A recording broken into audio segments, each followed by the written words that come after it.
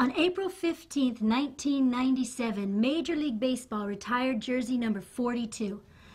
Number 42, the jersey Jackie Robinson wore. 50 years earlier, in 1947, Jackie Robinson was the first African American to play Major League Baseball in the United States.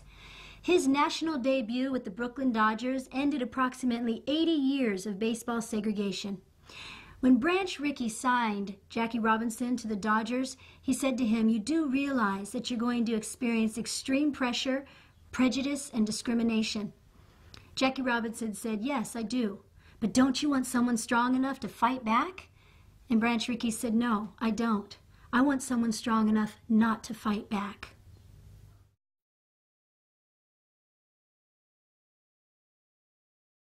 With knowledge-based parenting, we will give you the tools to respond to behavior, not react. We will give you tools to make you strong enough not to fight back. As humans, we are very susceptible to the emotions and behaviors of others. I mean, how many times have you been in a relatively good mood and along comes someone in a bad mood, and just one small exchange with this person and all of a sudden you find yourself in a bad mood? When children challenge us behaviorally, within minutes we can become screaming, yelling, tantruming 2-year-olds, just like the 2-year-old or the adolescent that we are trying to deal with. Do not let someone's behavior give you a behavior. That is the first major concept we want to share with you in knowledge-based parenting. It's one of the first and most important, but yet one of the most difficult concepts. Do not let someone else's behavior give you a behavior. I want to be very clear. Knowledge-based parenting is not going to teach you how to properly put your child in timeout. We're not going to teach you how to ground your child or to take things away to punish them. We're not going to talk about token economies and sticker charts. This is not a behavior modification program. Knowledge-based parenting is an educational program that is based in the concept of constructive guidance and discipline. We will teach you how to have a reciprocal, respectful relationship with your child. This is something that takes a lifetime. It takes an extreme amount of consciousness. It takes effort. But it also takes some of the practical tools that we will be providing you throughout the series. In this first workout, I present a selection of concepts with regard to knowledge-based parenting. These are more than a dictionary of terms. These are the core elements we would like to present to you throughout the series. Parenting involves nurturing, protecting, disciplining, and socializing your children. Each of these concepts will relate to these core parental tasks. These ideas will seem untraditional and sometimes unreasonable. But yet, if we can learn the language of knowledge-based parenting, it will make the concepts presented throughout the series much more understandable and user-friendly. Consider this section a quick reference guide, something you can return to when needed to help you understand as we go into more depth in each of the following DVD modules. I'd like to begin this section with 2 developmental concepts: the holistic approach to understanding child development and the bioecological systems theory. The holistic approach is basically understanding there are 3 domains of development that we need to understand as a child grows: cognitive, psychosocial, and biosocial. And when you understand those 3 developmental concepts, you are understanding what we call the whole child, or the holistic approach to child development. These 3 domains are important for us to understand from the moment of conception throughout a child's life. The first domain is the cognitive domain. It's basically brain maturation and language development. Everything we do from the moment we are conceived is connected directly to brain growth and brain maturation. And as we come into the world, we begin learning the concept of language. So when we're studying the cognitive realm, we're really focusing, is our child developing in a healthy way with brain maturation and language skills? The second domain is the psychosocial domain. Psychology being the root word, so we're looking at social emotional relationships that the child develops throughout their lifetime. We're looking at how a child develops a sense of self, emotion regulation, interpersonal relationships with others. And the social component on psychosocial is that we understand a child does not develop in isolation. In fact, a child is directly and indirectly impacted by their surrounding environments and their social interaction with those environments on a daily basis. The third domain is called the biosocial domain, biology being the root word, so we're looking at the physical growth and development of a child. And again, the social component, meaning that they develop in the social context of the surrounding environment, the people, and the events that they engage in. These three domains are incredibly important for a parent to understand because when a child has a challenging behavior, if you can understand what domain the behavior may be stemming from, you will then be able to figure out logical, constructive guidance, logical consequences. For example, if a child is struggling in the cognitive domain, maybe they don't have the language skills they need to express themselves, or maybe they're frustrated because they can't understand a concept and they're not able to learn something. Then we know, okay, I understand. This isn't working for your brain. You're not able to process this information. You can understand the child's behavior, and then you can help them find a better way to communicate that need. If a child is having a difficult time in their psychosocial realm, it may be due to their interpersonal relationships with someone. Maybe they're frustrated, they're angry, they're sad, and they don't know how to express that. Again, as a parent, if you understand where the behavior is stemming from, you can constructively find a way to help your child. And the third one, an example would be if your child is having something in the biosocial realm. Maybe they haven't had enough sleep. Maybe they're hungry. Maybe they're not feeling well. Something's happening to them physically. And again, the social element, they don't know how to deal with it and or express their frustrations or their pain. So as a parent, you can say, I think this behavior is stemming from the physical realm. Let me make sure you have something to eat. Let me make sure you take a nap. Let me try to understand how you're feeling. Are you sick? Are you tired? So those are the basic three domains. We present them up front because they definitely impact your parenting practices, and most parents aren't looking at the three domains of development, and yet they start from the moment of conception and they continue throughout life. The bioecological systems theory is a very important and simple concept. It basically means that the child stands in the center. The child is the center focal point of your parenting, and yet they are surrounded by systems that both directly and indirectly impact their socialization and their development on a daily basis.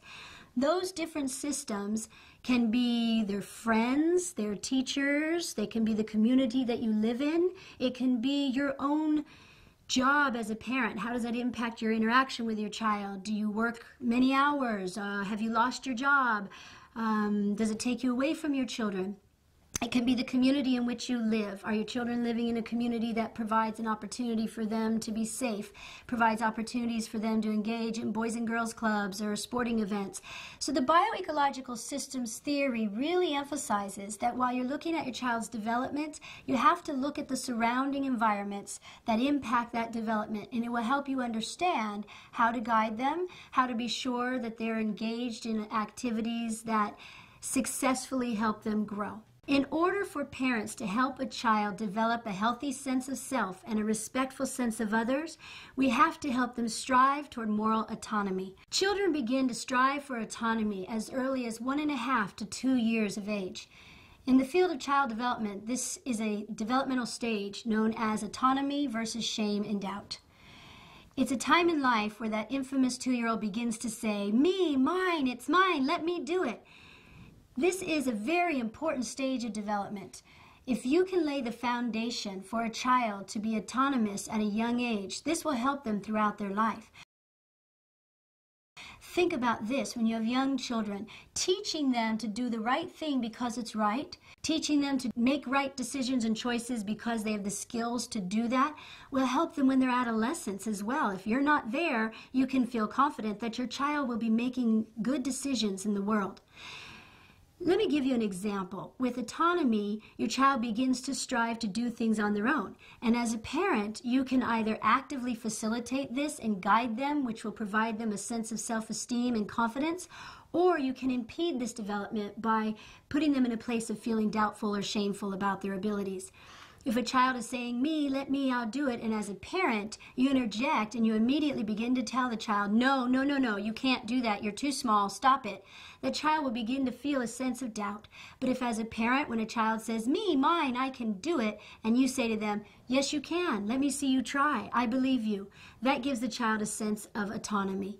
Throughout knowledge-based parenting, we would like to encourage you to work toward developing your child's sense of autonomy, particularly when it comes to behavior.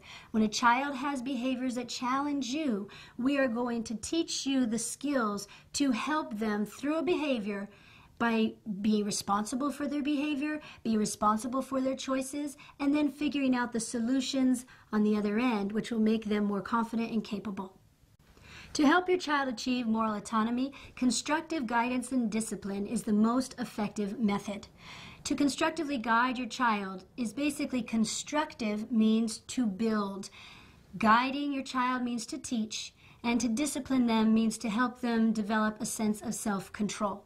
So we're going to go into more depth about this idea of constructive guidance and discipline in our next 20-minute workout. For now, I'd like to introduce you to the term in a very simple way. When you're disciplining your child, I want you to always think of it as an opportunity for guiding. It will change the way you respond to your child's behavior. It will change the way that you perceive the behavior. You will perceive it as an opportunity to guide your child, to help them through this behavior, and to help them learn better skills for communication. At this point, I'd like to review the first 5 primary concepts that we've presented thus far in our Driven to Excel series. The first one was, do not let someone else's behavior give you a behavior. In other words, you are learning to respond, not react to your child's behavior. The second concept was understanding the holistic approach to development. Understanding the 3 domains, cognitive, psychosocial, and biosocial. The cognitive being brain maturation and language development, psychosocial being social emotional relationships, and biosocial being physical growth and development. The third concept we looked at was the bioecological systems theory. In the bioecological systems theory, we are understanding that a child does not develop in isolation, that they are surrounded by different systems that both directly and indirectly impact their development on a daily basis. The fourth concept we looked at was moral autonomy. Basically understanding that allowing your child to take action on their own, to make decisions, to make choices, to teach them to do what's right because it's right, provides them with a healthy sense of self and a respectful sense of others. The fifth concept was constructive guidance and discipline. This is the most effective way to discipline your child, to help them strive for moral autonomy. Constructive guidance and discipline basically means that you guide your child and you discipline them, which is training, which develops self-control. Now that you have these first 5 concepts, take time to process this information, begin to practice them as regularly as you can, and you will be on your way toward knowledge-based parenting.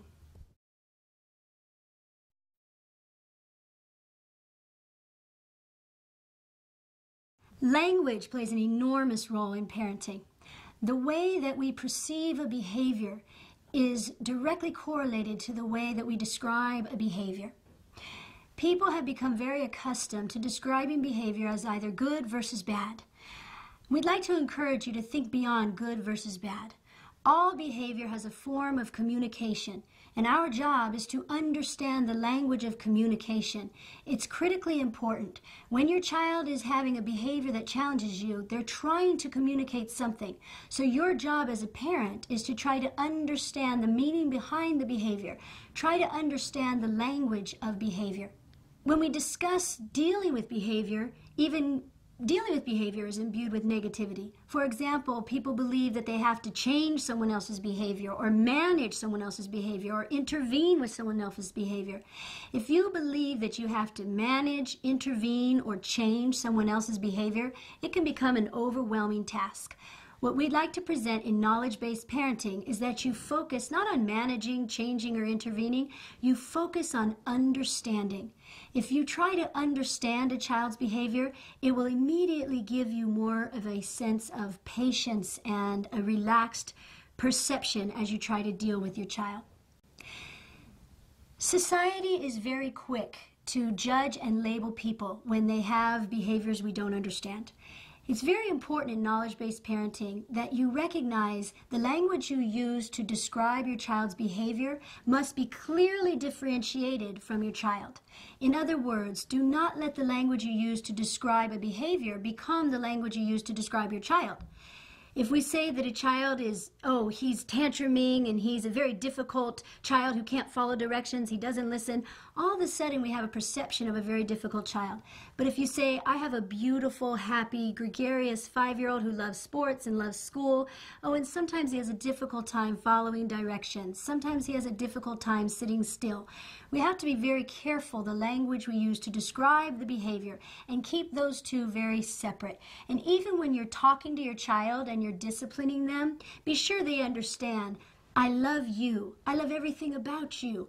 The behavior is what I'm concerned with. The behavior is what mom or dad or grandmother is having a hard time with, so that the child themselves recognizes that the behavior does not define them, that they are still a beautiful, valuable person that you love. It's just the behavior. It's very important. Children as small as 2 can understand, you love me, you don't like my behavior. And that is the important element with language. We have to be very careful when we use the term age-appropriate behavior. Very often we say that someone is not acting their age. Well, when a child is having a challenging behavior, they're expressing something they're not sure how to communicate to begin with, so often it comes out through emotion, it comes out through frustration or some other behavior we don't understand. Behavior doesn't know an age limit. Behavior doesn't know age appropriateness. So a child who's 14 may be having a bit of a temper tantrum, but that is their emotion, that is their feeling, that is very raw.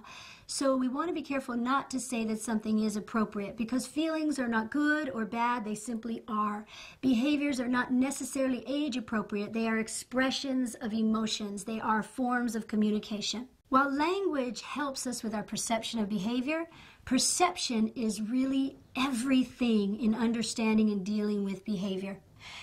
We stated earlier in this series that you cannot change someone else's behavior. You can only change the way that you respond to behavior. And what most adults don't realize is that they are part of this exchange or interaction when dealing with a behavior. So how you perceive your child's behavior will definitely guide the way that you respond to their behavior, and even more importantly, stop and reflect. What is my role in this situation? Because very often the adult plays a significant role. The child may be frustrated, the child may be angry, the child's trying to communicate, and the adult is not understanding. Therefore, the behavior will increase. Or maybe you are the reason the child is frustrated, angry, or sad, and you have to stop and say, what am I doing possibly to cause this behavior? So it's very important to perceive the behavior from not only your place, but a child's place. So there's the behavior, there's the intent behind the behavior, and there's the perception of the behavior. Perception is everything. Remember, you cannot change someone else's behavior. They need to do that through moral autonomy. You can guide them to change their behavior, but most importantly, you can change the way you respond to the behavior. And through knowledge-based parenting, we will be providing you with some practical tools and an overall philosophy that will help you change the way you see behavior so that you can change the way you deal with behavior. Perception is everything. Always check your perception and always check your role in behavior. Behavior. The term itself and what actually constitutes a behavior are two very important concepts to understand in your parenting practices. All of us communicate through behavior. All behavior has a communicative function. If you can begin to understand this basic concept, you will begin to understand your child's behavior, the communicative intent behind the behavior, and be able to change the way you possibly guide that behavior or help your child find more effective ways to communicate their behavior. So from the beginning, I'd like you to start to process the idea all behavior is a form of communication. Listen to your child's behavior and listen to learn the language of their behavior. Respect. Like all humans, children learn best from people that they respect. When you model respect for your child, you're modeling care and concern. You're showing them the best way to communicate with others. Respect is a huge element to model, to give, and to receive from your child. The more you respect your child, I guarantee you, the more respect you will get in return. Variety. Use an eclectic perspective with your parenting methods. In other words, what I like to say is, try to think of the second right answer. There is no standard response to any given behavior, and what may work well with one child in terms of dealing with behavior may or may not work for the next child, or it may not work for that same child the next time you try it. So what I'd like you to do is to always think of the second right answer. What other method can I use to effectively guide my child in this moment? If you begin a disciplinary method and you find that it is ineffective, it's okay to stop and to change your direction. And you have to always consider the concept goodness of fit. Goodness of fit is a theory in human development in which we recognize that each of us is an individual.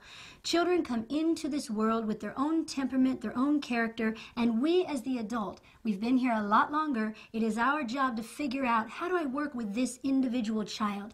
You cannot parent all of your children the same way, just as a teacher cannot teach all of their students the same way. So with goodness of fit theory, you will figure out what will best reach this child individually when I'm trying to understand their behavior. And remember, their behavior will be impacted by the situation, the environment, the people in the environment. Taking all those things into consideration, use a variety of methods to discipline your children.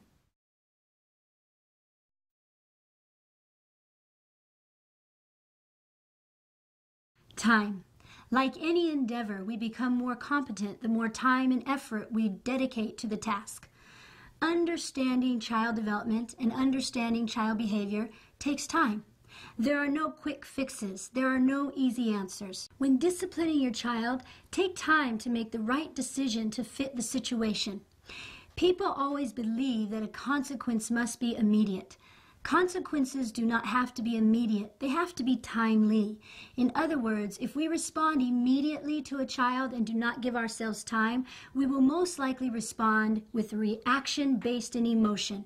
What we'd like you to do is take your time, figure out how you'd like to respond, and therefore your response will be more effective in dealing with your child. Try to take time, and I know this sounds difficult, especially when you have children, but try to take at least 30 minutes a day to sit down, to relax, to maybe talk to another adult. Take time to be present with yourself, and it will refresh you, refresh your ability to parent your children. It'll give you an opportunity to reflect on your parenting, to reflect on the decisions you've made that day for and with your children. Your time is valuable because the more time you spend taking care of yourself, the more time and energy you have to take care of your children. One of my favorite concepts in knowledge-based parenting is the idea of mindful parenting. In the practice of yoga, they talk about being mindful of your muscles with each and every move. When we're mindful in our yoga positions, we are slow and deliberate in our movements. When we're slow and deliberate, our muscles work collectively, our mind is in focus, and we can be more effective in our discipline. Many professional athletes in the NFL, the NBA, even professional soccer players are now practicing the discipline of yoga. It helps them focus. It helps them develop strength. In knowledge-based parenting, we ask you to become mindful of your parenting, very conscientious. So each time you're engaging with your child, you have a purpose. You're doing it with thought. You're doing it with respect. And when you're disciplining a child, you're thinking to yourself, what is my goal in this discipline? Why am I teaching my child this new concept or helping them change a behavior? If you can become mindful of your parenting practices, you will be more effective and productive in guiding your children constructively.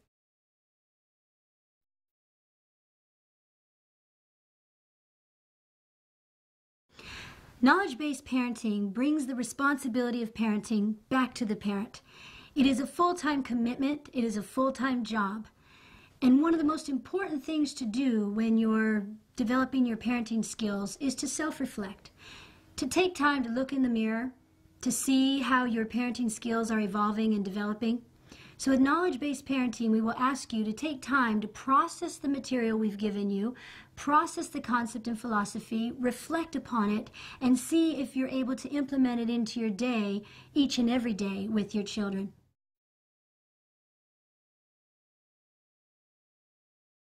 At the end of each 20-minute workout, I will present what I call a calendar challenge. The primary objective of a calendar challenge is simply for you to wake up each morning as a parent, to become mindful of your parenting at the beginning of the day, and to choose one of the concepts in the philosophy of constructive guidance and discipline, or any of the concepts presented in knowledge-based parenting, and try to implement them into your life. You may choose a concept and work on it for maybe just a week, or you might feel you need to work on it for a couple of weeks to really implement it into your parenting practices. So I will present a challenge to you that you can use, or as I say, you can simply choose your own. My challenge to you at this point for implementation into your life is: do not let someone else's behavior give you a behavior. So until the next time, I challenge you to excel in parenting. The wushu fighter was the fastest. The taekwondo athlete had the best reaction time.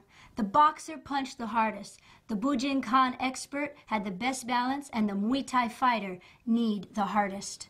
No one style or form defines martial arts.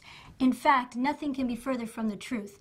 Many people believe that all martial arts is a form of karate. In China, there are over 300 different forms of wushu practiced in different regions. Over time, we have learned different techniques. We have merged techniques together and expanded the definition of martial arts. It's learning from these different techniques and the slight different styles and forms that continue to make martial arts such an exciting sport. But what most people say is that you really cannot see the differences until you actually experience the differences. The majority of people use the terms punishment and discipline interchangeably. They've been tied together for centuries, and yet the two concepts are completely different. For this 20-minute workout, we are going to define and distinguish the terms punishment and constructive guidance and discipline. We're going to look at the different forms and the different styles that people use when they implement punishment. We're going to try to understand why punishment is still used today, and then look at the longitudinal research that shows us the effects punishment has on children's development. Discipline is an incredibly important parental task, and yet it is a task that most parents struggle with. Developing a healthy relationship with your child strongly influenced by the discipline methods that you use. Discipline is something parents have to implement on a daily basis. It keeps children safe. It teaches them limits. It teaches them how to control their own behavior. It demonstrates for them healthy communication and healthy relationships with others. And it will also prepare them to live peacefully in a democratic society. The best way to understand the difference between punishment and constructive guidance and discipline is to look directly at the definitions of these words. In knowledge-based parenting, we like to combine constructive guidance with the word discipline so that at all times parents are aware that their discipline must be guided constructively. If you look at the word constructive, it basically means to build. It's a positive concept of promoting and developing and building. If we look at the term guidance, it means to show someone, to teach them, to guide them. The term discipline actually means training that develops self-control. Punishment, on the other hand, is a word that means pain or retribution or revenge. It is something we inflict upon someone else. Looking at the definitions of those terms helps us clearly see that they are not to be confused or used interchangeably. You will see that not only among your everyday parent when they speak about discipline and punishment, you will also read this. Different authors and different textbooks will interchange the words. The most important thing for us in knowledge-based parenting is that you clearly understand they are not interchangeable. So from this point forward, I want you to begin to think of your parenting practices in the mindset of constructive guidance and discipline, and take away the idea of punishment. Children need boundaries, children need limits, children need guidance. Children do not need punishment. What I'd like to do is put punishment and discipline side by side and take a look at how these two disciplinary methods are actually implemented so that you can clearly begin to see the differences. Punishment expresses power of authority. It's when a parent says, "You do this because I said so." Someone is in power, someone is in authority. Whereas discipline is not about expressing power, it's about teaching. It's saying to a child, let me teach you, let me guide you, let me show you a more effective way to communicate. Punishment is usually painful and based on retribution. When a caregiver, an adult, says to a child, you behave that way, now this will happen to you. This is the result of your behavior. This is what I will do to you. Whereas in discipline, it's not about pain or retribution, it's about logical consequences. Punishment is arbitrary. It usually depends upon the mood of the adult. So if the adult is in a bad mood that day and that child has a simple behavior that bothers them, they may punish them more severely. Therefore, we have inconsistency when we're using punishment. Whereas in discipline, it's not about the mood of the adult. We place the responsibility back on the child and their choices of behavior. Our mood stays consistent. We respond, not react. We deal with logical response. Punishment means that the options for the individual are closed. In other words, there's no discussion, no communication. The authoritarian parent who punishes a child says, you do this, there's no discussion. In discipline, the options for the individual being disciplined are still open because there are flexibility and limit and communication and conversation. So if a child has done something and you as the parent come to discipline them, you will listen to what the child has to say, possibly give you an explanation so that you can understand why they made the choice that they made. Punishment is quick and fast. There is no cause for personal improvement. There is no communication to the child to help them figure out a better way to make the choice that they've just made. Whereas in discipline, it is an active teaching process. It takes more time, but it actively demonstrates to the child the way that you would prefer they carry out the behavior that's bothering you. Punishment is open or concealed anger. Discipline is friendly.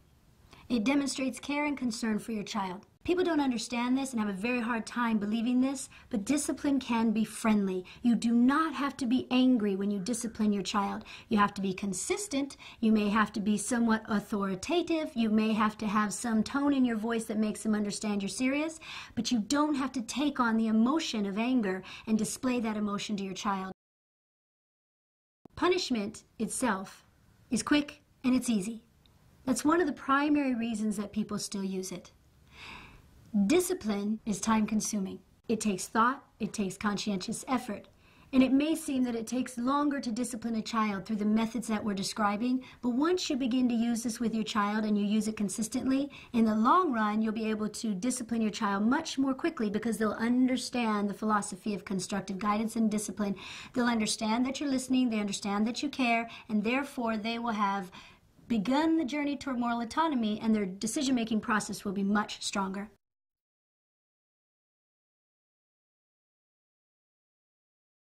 The primary goal with constructive guidance and discipline is to help a child attain moral autonomy. If we look at constructive guidance and discipline side by side with punishment, we can clearly see that punishment undermines the concept behind moral autonomy. Children who receive punishment learn to behave only because they are coerced to do so through rewards or punishment. They will find a way to behave so that they earn a reward, which is an extrinsic motivator, or they will find a way to behave because they are afraid to receive punishment. Behaviors are like weeds in a garden. If you go out to garden and you just pull out the top of the weed, those weeds will return. In fact, they'll come back stronger, thicker, and bring all of their friends. If you go into a garden and you dig deep enough to pull out the root of the weed, you will get rid of the weed. The same thing is true for behavior. If we try to deal with the behavior by only stopping the behavior immediately because it's bothering us or annoying us, that's what punishment does. It only deals with the behavior in the moment. It doesn't go to the root cause of the behavior. It doesn't help you understand why the child is behaving this way. And in so doing, punishment is ineffective because the behavior will return. In fact, research has demonstrated that when punishment is used, it may stop the behavior in the moment, but it will definitely resurface, and most often the behavior will resurface in a more stronger intent behind the child to get their needs met through this form of communication. So if we now recognize through longitudinal studies that punishment is ineffective, Why do people still use punishment? I'd like to point out just a few ideas behind the reasons people use punishment. The first one is social norms. Historically, punishment has been used, and people believe that it is effective. They believe this, but it is a misconception. They don't understand that punishment is ineffective. They just know that it's something we have used time after time, generation after generation. They want people to have some type of a consequence for their behaviors or their actions. This is very common. So when parents see this happening in society around them, they also believe that this is the way to make their children behave. They use punishment because it is accepted by society as a whole. And yet what we're learning in knowledge-based parenting is there are much more effective ways. If we can educate society as a whole, we will have a much more peaceful society because children will learn problems and solutions and conflict resolution because their parents will be modeling that versus simply punishing them and stopping their behavior. I'd like you to self-reflect. When I talk about the reasons people use punishment, what is your perspective on punishment? How do you feel about punishment in the greater society? How do you feel people should be dealt with when they break the law or when they do something to harm others? That will definitely make you think about how you see punishment. And if you're able to understand that it's ineffective, it will help you see if you can transition into the concept of constructive guidance and discipline. Another reason adults tend to use punishment is stress. Let's face it, people get pushed to their limits in life. You have work pressure, you have life pressure, family pressure, pressure from your children, and when you get stressed, we're all human. And when we are stressed, we will react with emotion, and when we act with emotion, we're not logically thinking about how to deal with our child. We're simply dealing with our child. We're stopping the child. We're using emotion, anger, whatever it may be. Punishment seems effective because we're stressed. I want you to self-reflect again. How do you handle stress? If you know you're someone who has a lot of stress in your life, or certainly you know there are periods in your life that are more stressful than others, in knowledge-based parenting, we want to encourage you to recognize your stress level. Recognize how that impacts your parenting, and when you see that it is negatively impacting your parenting, when you find yourself resorting to punishment on a more regular basis, take time for yourself to diffuse your stress. Every day, take a few minutes to diffuse your stress so that you can deal effectively with your children without resorting to punishment. Another reason people resort to punishment is simply misconceptions. People don't know the difference between punishment and discipline. As I stated earlier, they are used so interchangeably that people will say to you, "Oh, I don't punish my child, I discipline my child," when in reality, they're using punishment. There's a fine line between discipline and punishment, but that fine line is one that we must be educated enough to understand so that we don't cross the line. Understanding punishment and discipline is what knowledge-based parenting is about. So if you have that misconception, I want you to self-reflect. Do you think you're disciplining your child, or are you actually using punishment? And the last concept I want to put forth is they have lack of knowledge about other disciplinary methods. We wanted to propose knowledge-based parenting so that we could give parents tools to help them make decisions. When you're in the moment, when a child is challenging you behaviorally, it's very difficult to think on your feet. That is one of the reasons we resort to punishment. We don't have a box of tools to tell us what to do. But if you can begin to implement constructive guidance and discipline, listen to the language of your child's behavior, try to understand your role in the situation, recognize bioecological systems and what domain the behavior is stemming from, all of the concepts we've been putting forth in knowledge-based parenting, you will have the tools. And these tools will be very helpful for you when you guide your child. So self-reflect. Think about your own toolbox. Do you have the tools you need? And if you don't, that's why we ask you every day to wake up and implement mindful parenting. Find the tools, select the tools that best fit the situation, and guide your child. Guide your child with an objective of helping them obtain moral autonomy.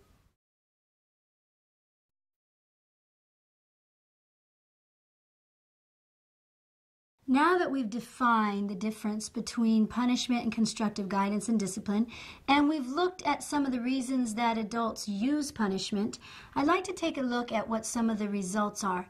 Longitudinal studies have clearly demonstrated that punishment is ineffective. In fact, The exact opposite of adult power is what helps children become successful members in society. Giving children the opportunity to have a sense of self and moral autonomy by guiding them is what will help them become productive members.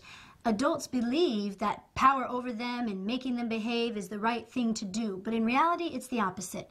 So if you want your child to succeed, you want to keep in mind by having control over your child, by punishing your child, by making them do what it is you tell them to do, you are not allowing them the opportunity to gain their own skills and to be successful in life. Children have different ages and stages where their brain is capable of understanding adult rules and limits and guidelines.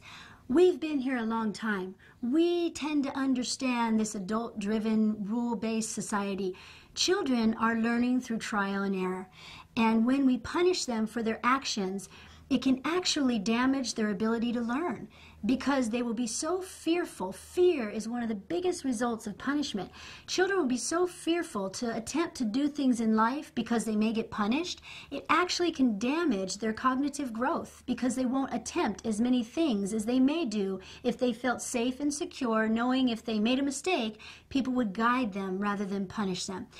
When you hear that you're instilling fear in your child and that fear may cause them lack of cognitive growth, it's a serious situation for you to reflect upon. Making sure that you don't use punishment is an important parental role so that you know your child will develop in their cognitive domain as well as their psychosocial domain. Another effect or a result of punishment is it's a missed opportunity for learning. As we stated earlier, when you constructively guide a child and discipline them, it's an opportunity for guidance. As a parent, you should be excited. Every day your children are learning new things. And if they do something that you need to correct, it's exciting to know that you can take that moment and guide them. And when we don't use that moment, it's a missed opportunity and the moment is gone. It doesn't come back. There may be other moments, but in that moment, the child lost an opportunity to maybe figure out how to problem solve the situation so that the next time that situation arises, they have a skill and you can feel good because you know you gave them that skill. Punishment can convince a child that they are bad. It damages their self-esteem. Anytime a child believes they are bad, it's likely to become a self-fulfilling prophecy. The sense of self they now carry with them is that they are bad, because the adults around them, in punishing them, are reminding them they are bad. In constructive guidance and discipline, we clearly delineate the child from the behavior. We tell the child, you're fabulous, you're wonderful, you're beautiful, your behavior is challenging. But in punishment, we don't differentiate the child from the behavior. Therefore, we are putting them together and we are labeling the child as bad, ignoring that that child is not the behavior. The child demonstrates the behavior. So punishment can damage someone's self-esteem. This can happen as young as age 2. I want you to think about that. By 2 years of age, a child is striving for autonomy or they feel shame and doubt. And if we're punishing children at age 2, that's an early time in life to begin a self-fulfilling prophecy of damaged self-esteem. Another result of punishment is lack of self-control. When children are punished, they then begin to get in a cycle of only behaving when there is an adult there to disperse punishment. So they don't have a sense of control over their own behavior. And even if they thought they might control their own behavior, the minute they do something wrong, they're punished. Therefore, they lose the capability. They're not taught, yes, you can control your behavior. Yes, you can make the right choices. I will guide you and teach you. But when I punish you, I don't teach you anything. I just damage your self-esteem, put you in a place that you don't know how to control yourself. You don't have the skills to make the right choices in life. When a child's only form of restraint is fear of punishment, they will actually figure out ways to avoid punishment so they can become sneaky and or somewhat deceitful. For a small child to develop a sense of sneakiness, deceitfulness, it is a negative developmental process in their psychosocial realm as well as their cognitive realm. We want to be sure that children understand honesty, and honesty is something children will learn if they know they will be dealt with constructively with discipline. If they believe they'll be punished, they will become deceitful.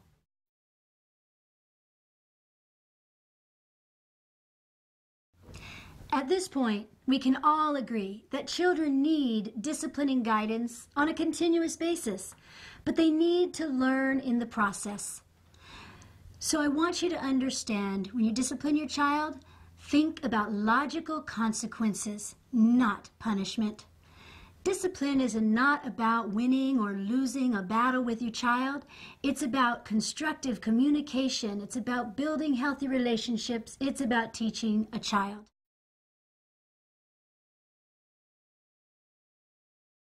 Now that we've defined and distinguished punishment and constructive guidance and discipline, it's time for your calendar challenge.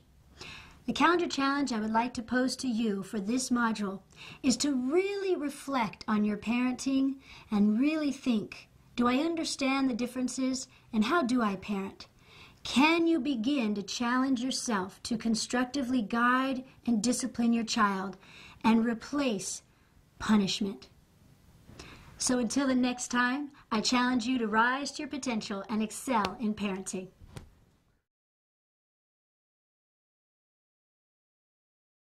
Jack Nicklaus, widely regarded as one of the best professional golfers of all time, once stated, "You learn to win by winning." I agree with Mr. Nicklaus. You will learn constructive guidance and discipline by implementing constructive guidance and discipline. There is no universal definition for parenting, and yet studies have shown that there are different styles of parenting, and each one of these styles tends to have different results in how children are raised. So what we'd like to do here is introduce you to these different types of parenting methods. Again, this is a concept that is discussed widely in child development courses or psychology courses, but the everyday parent really needs to hear this information, because how do you know how you parent until you really look and reflect at how you parent?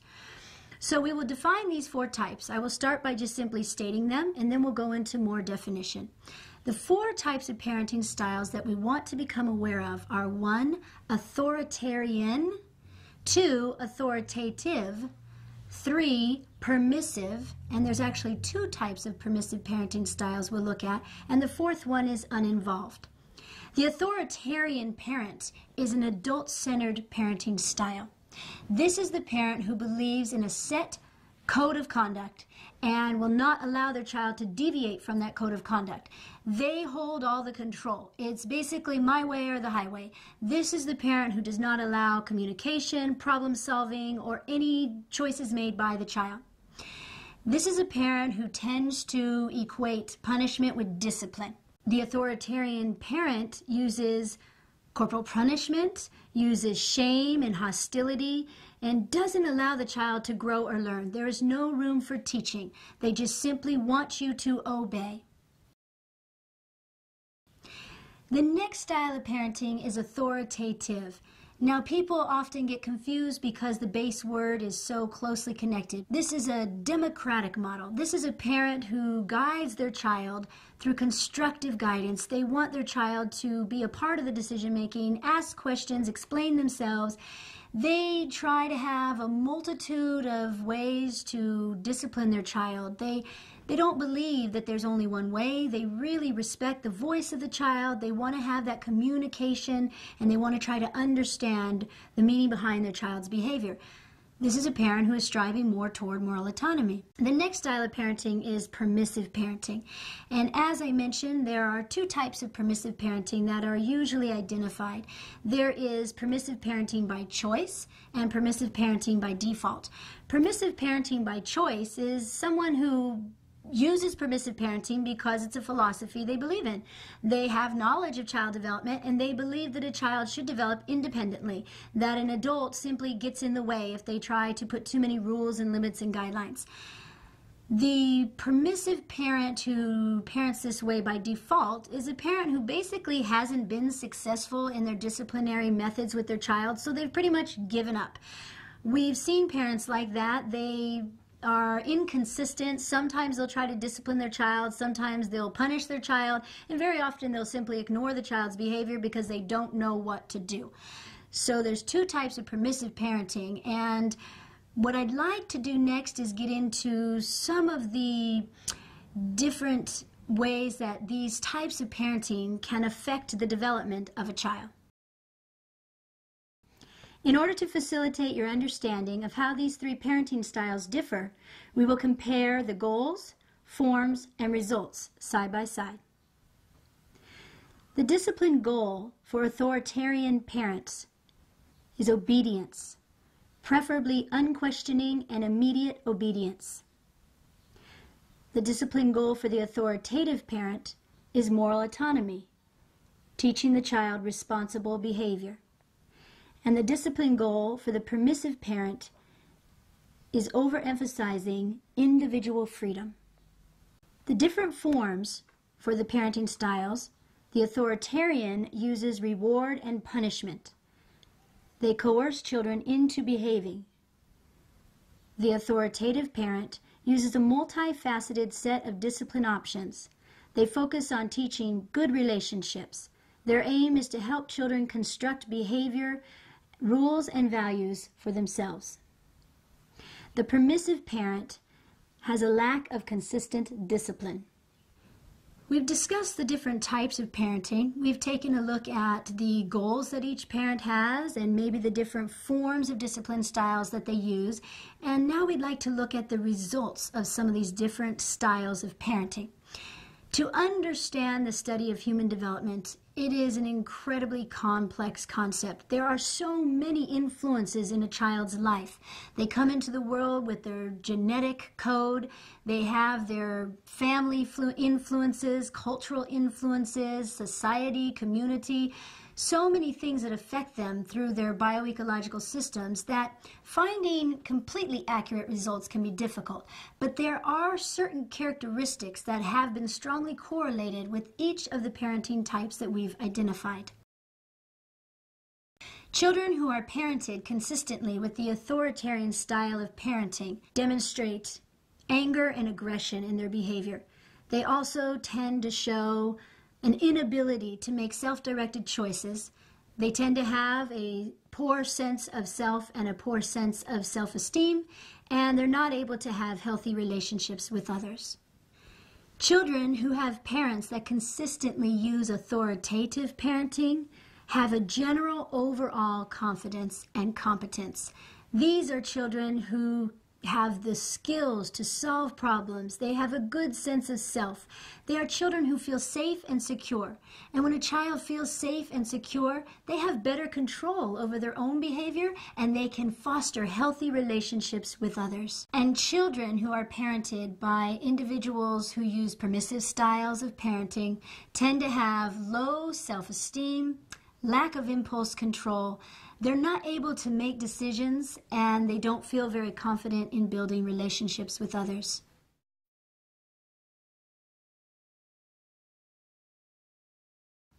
Among the three types of parenting styles that we have discussed, it's important to point out that the most effective type of parenting is authoritative. And what we want you to understand in knowledge-based parenting is that yes, these different styles may come out in your parenting. They may overlap at times. What we want is consistency. If you can use authoritative parenting 80% of the time, you're doing a great job. And there are times where you do need to be authoritarian. There are times when you need to be sure your child understands. And that is when it comes to safety. Anytime you need to stop a child's behavior because they're going to hurt themselves or others, you will use an authoritarian style of parenting. And permissive, well, there's times you'll probably use permissive as well. Again, permissive parents understand child development and they love their children. So it is a choice and a philosophy for the most part. And if you're using permissive parenting now and again as a choice, that will not have a negative effect on your child. But focus on being authoritative. Focus on building shared decision-making and communication styles with your child. When we're looking at parenting styles, we're looking at them as how they relate to discipline. When we discipline children, we have to have a goal. Why are you disciplining this child? What is your purpose? Goals for discipline are strongly related to the type of parenting style that you choose. So what we're promoting is authoritative parenting. We're going to focus on that. The goal of authoritative parenting is to teach your child moral autonomy, to give them skills to solve problems. So I want you to always think, every time you have an opportunity to interact with your child, what is the goal of my discipline? You will probably have two goals. You'll have what we call a long-term goal and a short-term goal. A short-term goal will probably be more just simply in the moment, a quick fix, so to speak, in which you have to intervene or stop a behavior for a specific reason. That can happen, and yet to be constructive, you want to follow up that short-term goal with communication and an objective for long-term learning. When we're teaching a child through discipline, we're looking not merely at what child behaves the best, we're looking at what child will be the most productive in society as they grow older. So always think beyond the moment with your goal for disciplining. There are three main concepts I'd like to keep in your mind when thinking about long-term goals of discipline: positive self, self-discipline, and moral autonomy. Positive self. How do we help children learn with a sense of dignity? Many people still use disciplinary methods that humiliate children.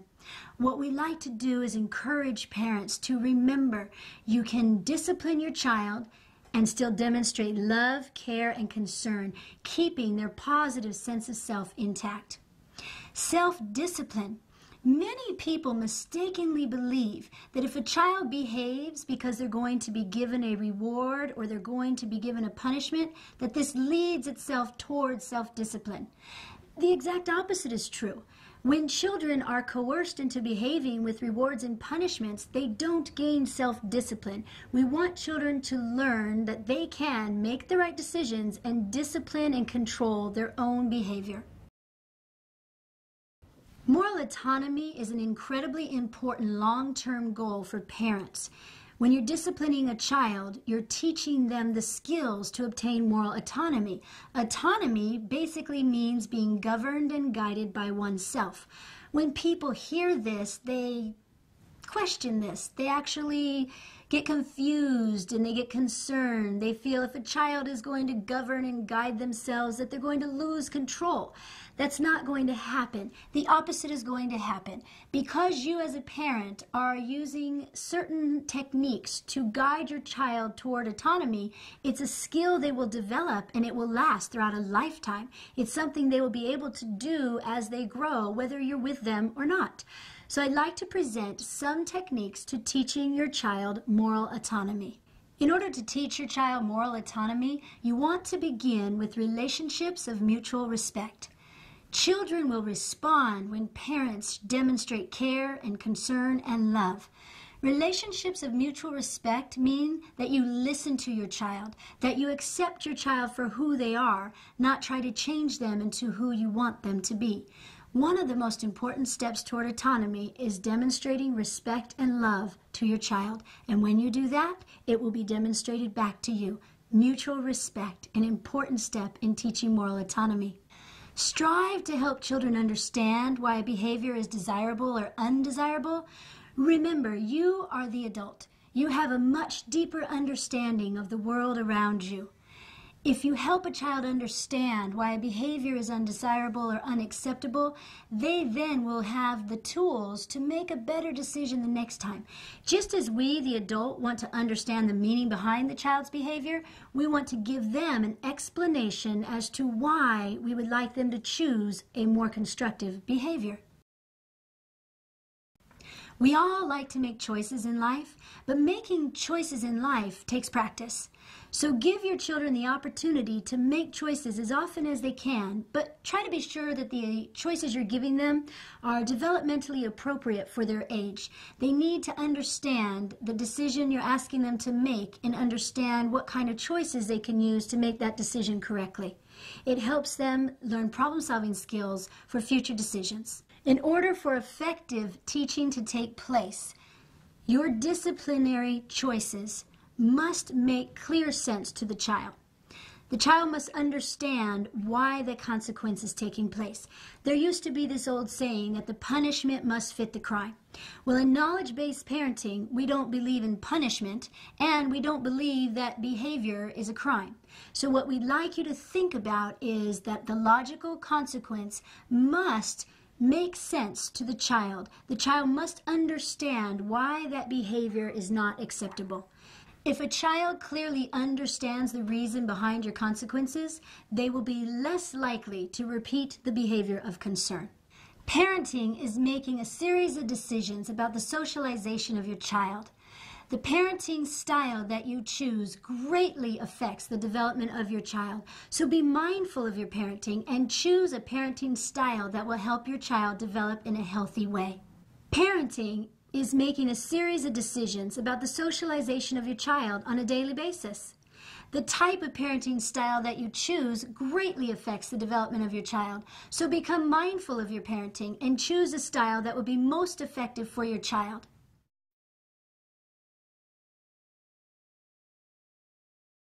Reflect on the different types of parenting styles that we've presented here today. Think honestly about yourself. Which style best represents you? So my calendar challenge to you is to find as many opportunities as you can to replace authoritarian, adult-centered parenting with authoritative, shared decision-making parenting. So until next time, I challenge you to rise to your potential and excel in parenting.